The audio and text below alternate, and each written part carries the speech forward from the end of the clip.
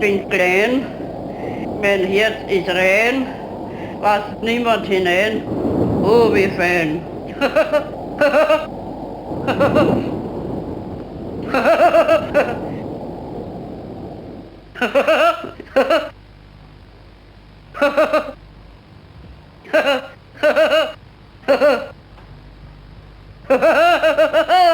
Frau Wallner, wie war Ihre Reaktion, als Ihr Sohn geboren wurde, als Sie feststellen mussten, dass er ein Zwergwuchs ist? Ja, erschütternd. Nicht? Das im ersten Augenblick erschütternd. Aber mein Gott, die Freude auf ein Kind, das war wiederum die Gegenseite, dass ich wieder gesagt habe, naja, es wird vielleicht besser werden, es wird sich ändern. Bei der Geburt hatte er keinen Zwergwuchs, er war 3,25 Meter groß. Also, nein, das stimmt nicht.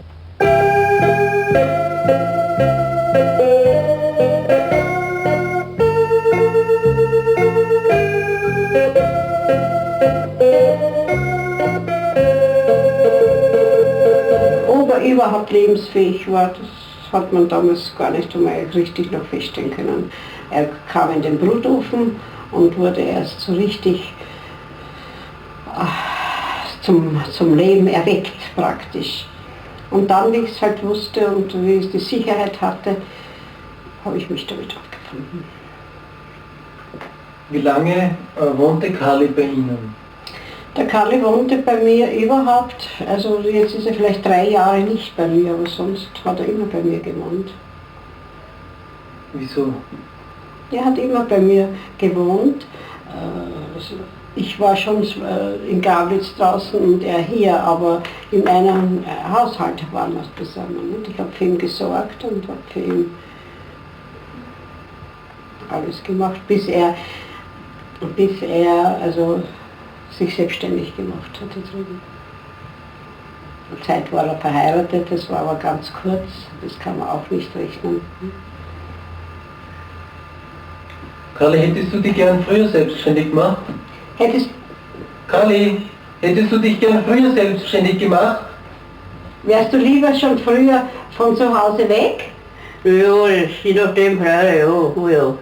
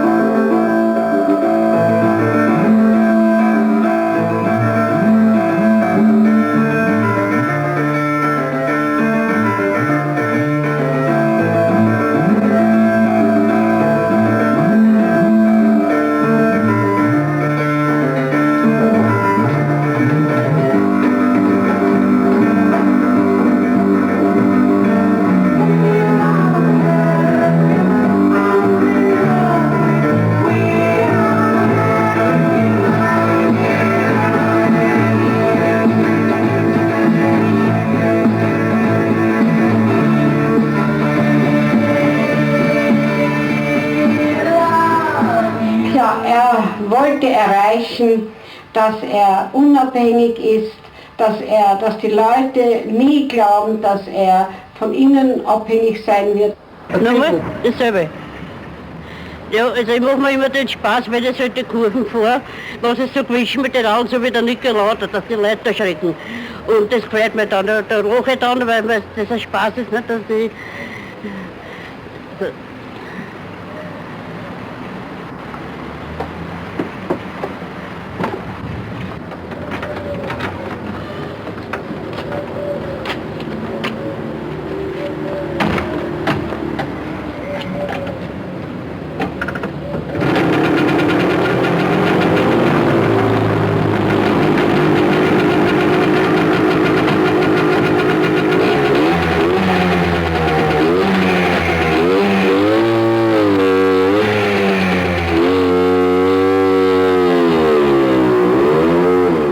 Karl ist ein wunderbarer Mensch. Also wir kennen ihn ja seit 16 Jahren eigentlich, aber Kontakt richtig haben wir erst so 1,5 Jahre, nicht? Mit ihm. Weil früher, wie ich arbeiten gegangen bin, also da hat man ja keine Zeit gehabt. Nicht? Aber jetzt, wo wir ihn kennen, also ein wunderbarer Mensch, wie soll ich sagen, ein tüchtiger, ein lieber Mensch. Nicht? Und ein gescheiter, vor allem, nicht? Geistig hochstehender Mensch. Nicht?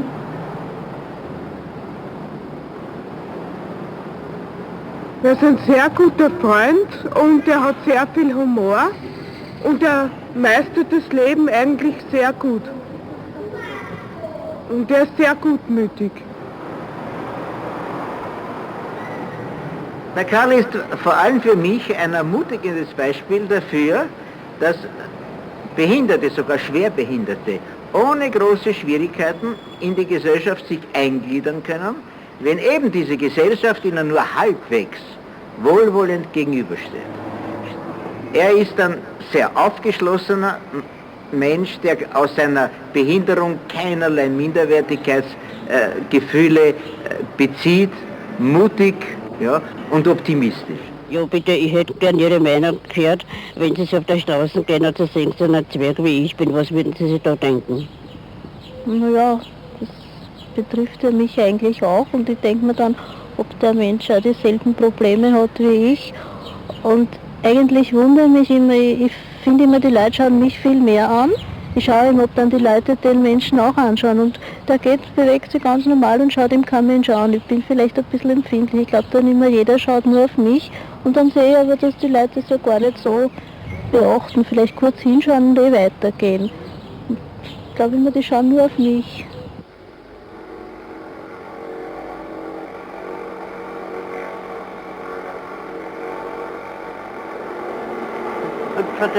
Also, und jetzt startet ein Flieger, den werden wir jetzt beobachten, wie er aufsteigt.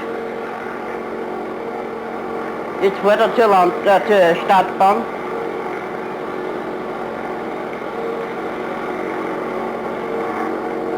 Gleich ist er dort, gleich steigt er ab.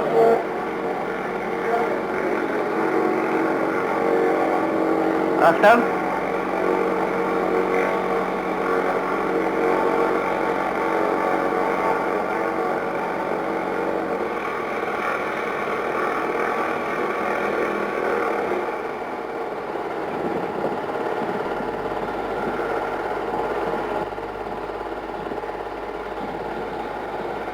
Naja, ich fliege im Urlaub, ne, mit Charterflug und mache auch Rundflüge. Und ich sitze halt gerne in der Flugzeug. Ich wäre ja gern selber, ich hätte ja selber gerne einen Pilotenschein und so. Wenn ich das wäre, vielleicht halt ein Flieger, wenn ich normal groß wäre und alles und so. Er hat auch seine eigenen Meinungen, er vertritt auch seine eigene Persönlichkeit, also er will sich nicht gern unterordnen. Und im Haushalt muss sich halt jedes Familienmitglied ein bisschen unterordnen und das hat er nicht gern getan. Nicht? Er hat immer gern das getan, was er wollte, also nicht was die anderen wollten. Das ist geblieben bei ihm, nicht im negativen Sinn, sondern im Gegenteil. Er hat eben eine eigene Meinung gehabt nicht? Und er wollte eben das machen, was er will.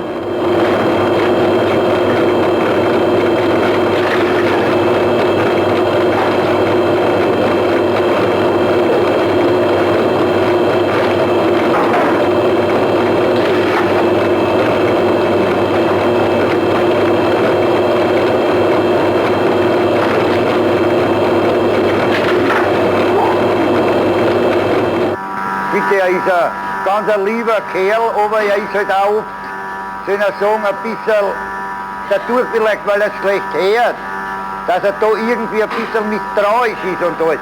Er tut halt öfters an anderen Menschen was Schlechtes glaubt, als was das wirklich oft ist.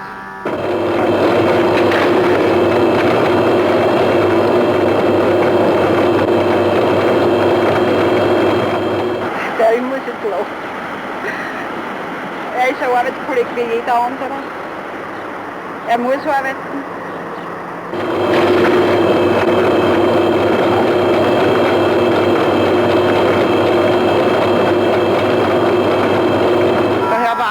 für mich ein gewöhnlicher Arbeiter wie jeder andere. Er will es nicht anders haben und dafür wird er auch so behandelt. Wie jeder andere normale Mensch. Die Ärzte haben mir erklärt, als ich schwanger war, dass das zu 90% dieses Kind gesund wird und dass das nicht mehr Krankheit hat. Dann habe ich mich eigentlich dazu entschlossen. Vorher überhaupt haben die Ärzte überhaupt nicht gerechnet damit, dass ich schwanger werden könnte. Zuerst haben sie gesagt, das ist ein Tumor und es besteht Lebensgefahr. Und dann ein findiger Arzt hat das dann festgestellt, dass das doch ein Kind wird.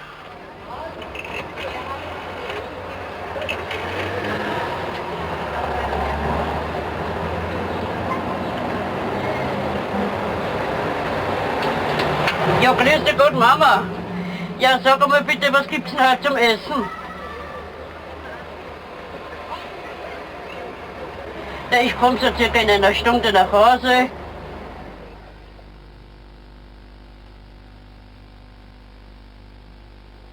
Bei der Geburt habe ich 41 cm gemessen.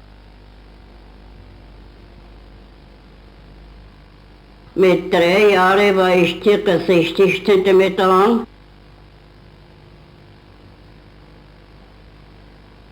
Und mit 10 Jahren war ich dann so ungefähr 1,10 Meter. Und mit 14 Jahren habe ich dann das Maß mit 1,40 erreicht. So bin ich heute noch.